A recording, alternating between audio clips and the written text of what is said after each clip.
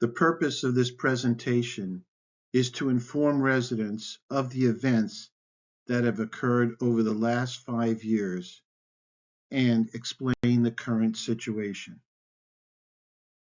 Let me make sure you know exactly where the property is located. The Zemmel properties encompass 350 acres and are located south of Rotary Park and west of Southwest First Court. Let me explain the current situation as best as we currently understand it.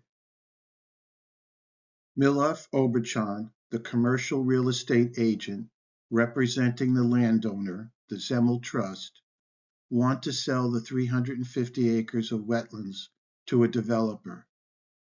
They want to increase the value of the land by pursuing 3 legal changes. In a flyer that they gave out at our July 15th meeting, they indicated they are not developers and want to create a new land use district that is both mixed use and preserve. Number 1, the Zemmels need to amend Cape Coral's comprehensive land use plan from its current designation, Natural Resource Preserve, to a new mixed-use designation.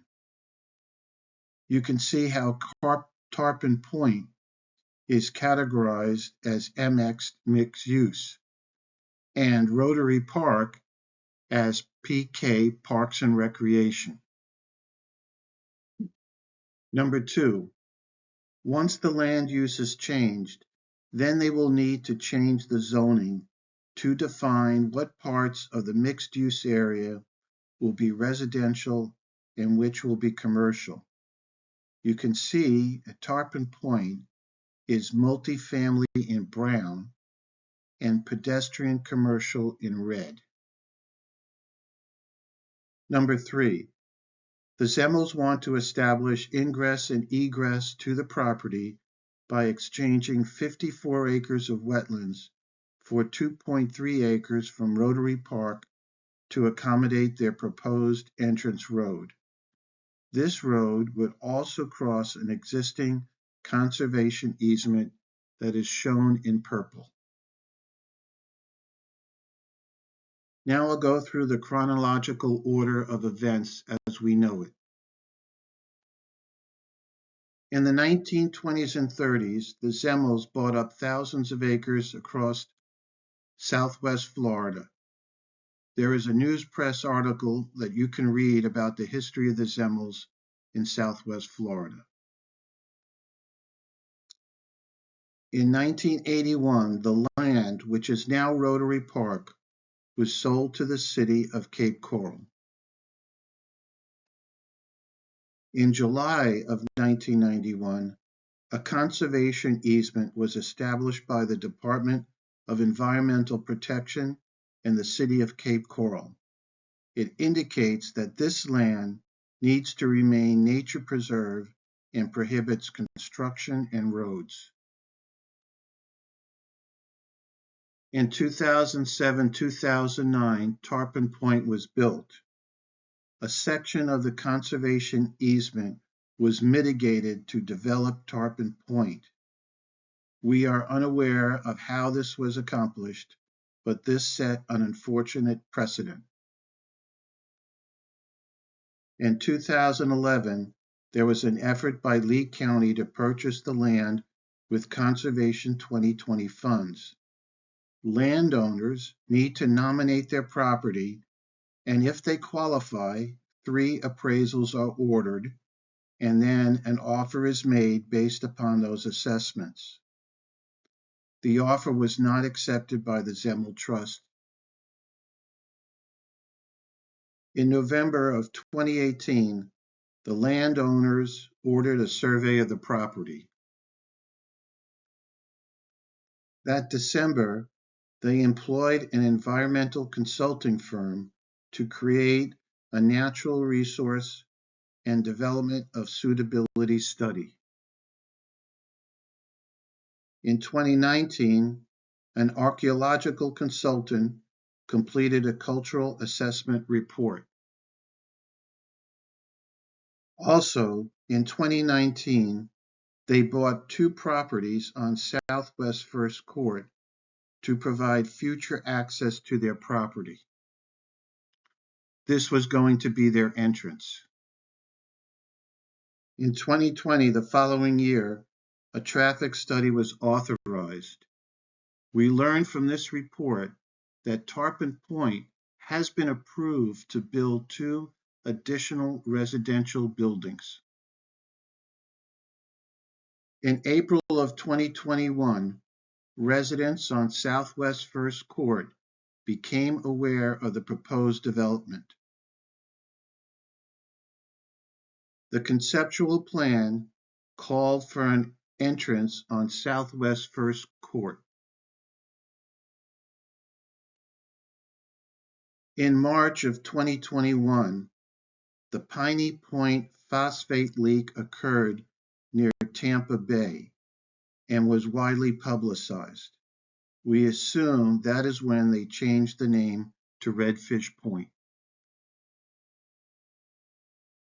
Their conceptual plan proposes 17 buildings, 2 16-story hotel buildings, 300 rooms, 8 mid-rise, and 6 low-rise for a total of 800 residential units, plus 28,000 square feet of commercial space. This offers an idea to potential developers. We assume that in initial conversations with city staff, it was indicated that Southwest First Court was not suitable as an entrance for this project. They changed their plans, which now have the entrance road at Southwest 6th Place on Rose Garden Road through city land and a conservation easement. This is Cape Coral's road classification. Noted in blue are collector roads, and local residential roads are in gray. In March of 2023, at Catch the Vision, a real estate trade show, Redfish Point was publicly announced. You can view the video on YouTube. In May, to raise awareness in the community, Protect Our Wetlands in Cape Coral website was launched. In June, we created a Facebook group, an online petition, and then in August, a YouTube channel. We initiated a yard sign campaign to raise awareness and mailed out 3,500 postcards to announce our first public meeting. We had close to 200 people show up, well beyond our expectations.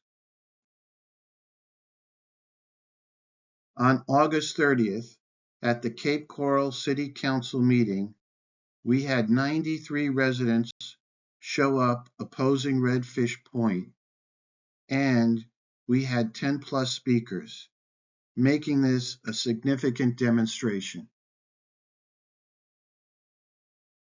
In September, Milof Obertron held 3 public meetings by invitation at Rotary Park. They had the engineering firm, the environmental and traffic consultants in attendance.